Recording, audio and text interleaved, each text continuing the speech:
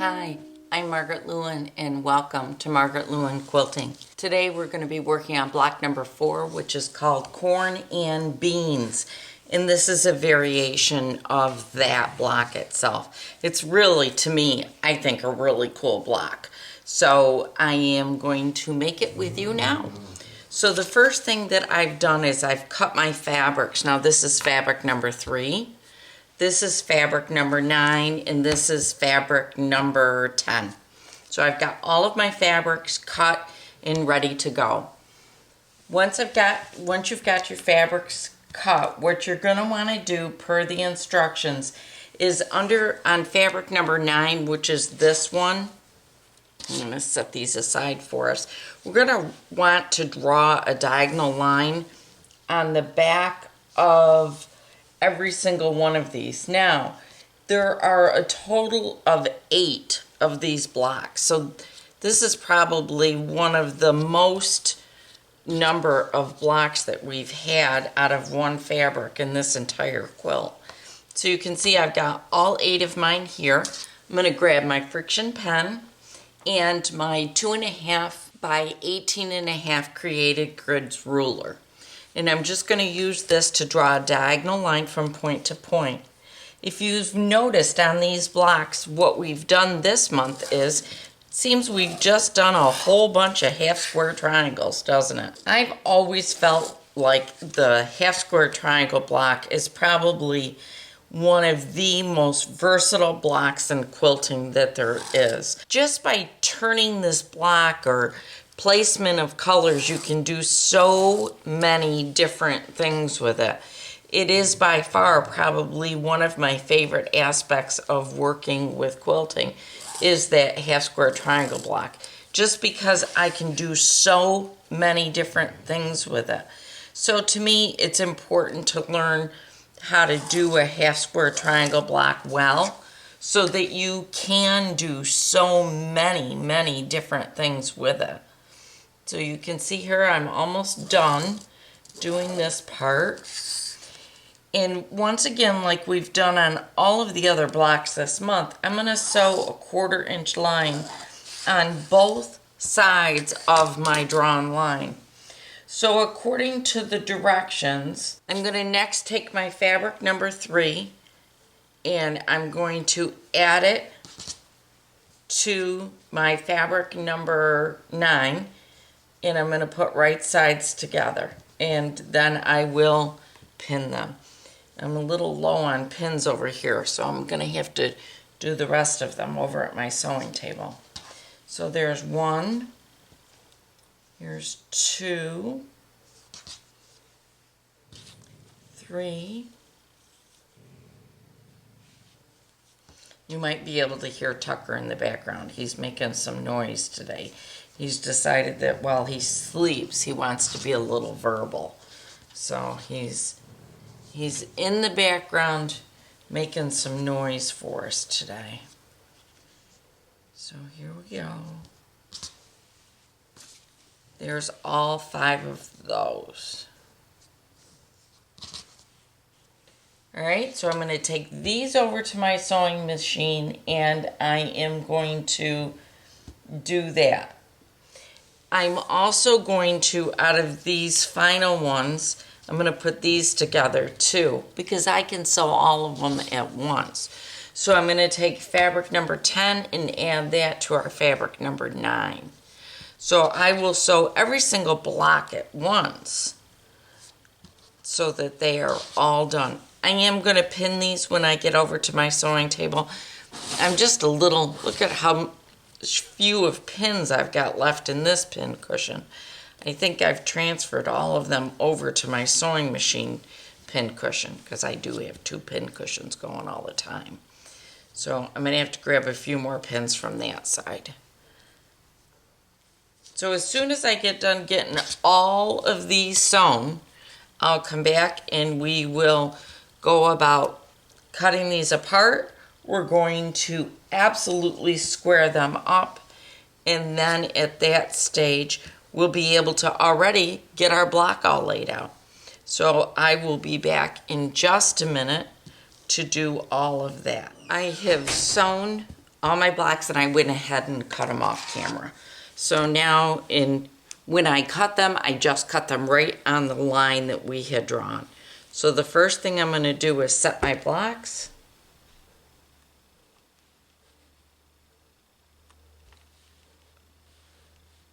Then once I've set my blocks, what I'm going to do is one by one open them and press the seams open. So I'll start with these first. And this one I'm going to show you on camera as I do it. The next ones, the rest of them, I'll just speed through it so you don't have to sit here and watch it.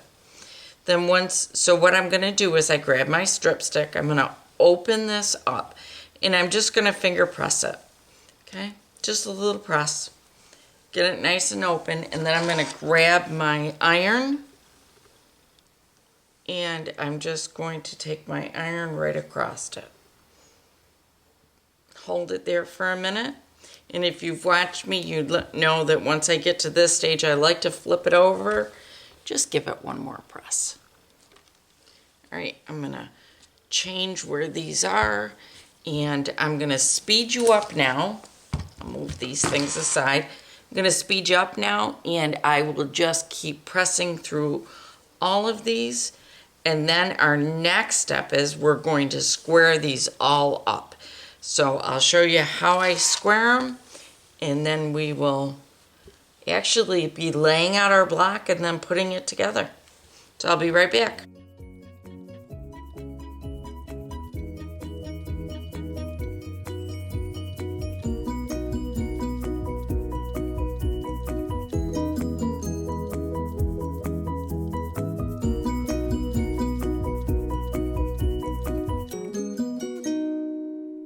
All right, they are all pressed open, all the seams are. And the next thing I'm going to do is remove my wool mat. All right, so what I'm going to do is I'm going to take my block. I'm going to use the 45-degree line on my ruler. And I'm just going to line it up across my sewn line. I'll go up my right side across the top, rotate it, and then do the next size. So I'm going to just use my 45-degree line.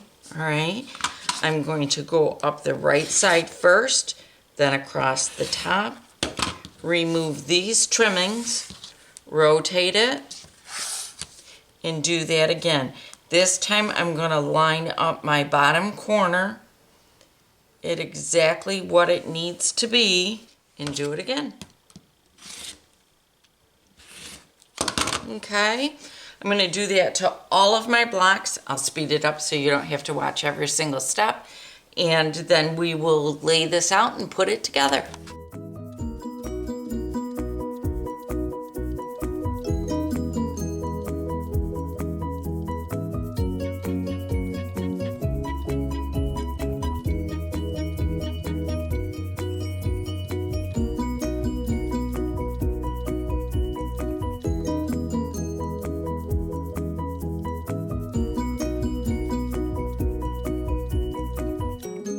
Alright, I've got all of them trimmed and squared up. So now I'm going to bring them right over here on top of my mat, and I'm going to lay them out per the instructions that we have.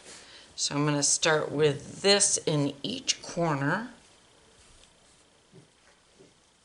I find it easiest to put them together from the outside in many times. Sometimes the inside out, you know, goes back and forth, but okay, and then this one goes like this. This is just such a neat block, I think, because of how different it looks depending upon how you put it together. To me, that just is really, really cool.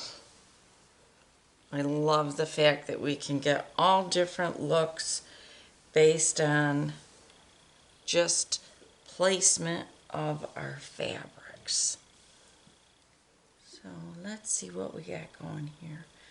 I know I need one more up here, and then I'm going to need one right down here. And then it's time to move on with these. So here we go. Ooh, isn't this turning out really pretty? Ooh, I'm excited about this one. All right, and one last one goes just like this. All right, now we definitely have bigger than a 9 patch here, but we're gonna look at it and put it together just like we would a 9 patch. So we put these two together, then we add that one in. These two, then make our row. These two make our row. These two make our row. And then what we also will do is we will press them, then sew our 4 rows together. I'll be back in just a couple minutes and update you as to where I'm at. Here is my block all put together. So we're going to start by setting our seams. And I'll start right here. Now you can see all my nice flat open seams, which is fine. You will notice on this block that there is more bulk in the seams than in any of the other blocks. That we've done so far. And that's because there is more bulk. You've got more points where there's multiple fabrics coming together at one point. So consequently, there is going to be a little bit more, but we're still going to work at trying to get our seams as flat as possible. I am going to open these up and press them open as I've been doing all the way through this block. So as always, I grabbed my strip stick, and the first thing I'm going to do is finger press it, which I've done. And now I'm just going to take my iron right over it. And on this, because I do have so many seams, I'm absolutely finger pressing it all the way as I go. Okay, there's one seam. Now let's do our next one. All right. That's our next one.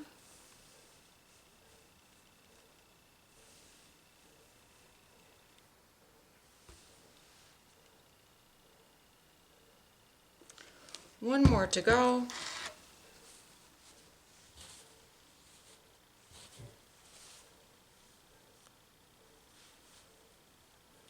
Here's our last one.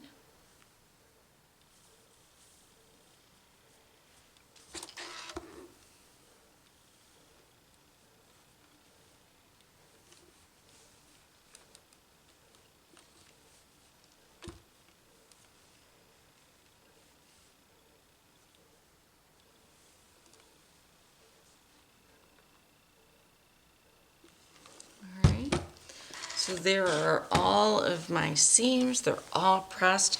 And now I'm going to do like I always do. I'm just going to run my hands over it. Make sure it's good and flat. I got a little bump here. Let's take it down. There we go. All right. I appear to be good and flat. I'm going to do one more press. This one's going to be a slow press because I really want to make sure that these blocks sit good and flat because there's a lot of bulk in there. And there we go. Okay. So there is our corn and beans. And I just look at that block. Isn't that the coolest? To me, it just is fantastic whenever we got one. Whenever we have a block that has a lot of half square triangles in it, because we can make it look so different. So there's our last block for January. We've got 4 more blocks left for February, and then come March we're going to start putting the whole thing together, and that is major excitement. So thank you so much for sticking around all the way to the end of this video. I think this one was pretty long just because we had so many half square triangles to trim and press and do all that stuff. But anyhow, Thank you for joining me today. If you haven't already, please do subscribe to my channel. If you like this video, please do give it a thumbs up. And if you aren't already a member of our Facebook group, please consider coming out and joining us. We have a lot of fun over there showing off blocks and what we're making. We'd love to have you a part of the group. So again, thank you so much for joining me, and I'll see you again really soon. Bye, everybody.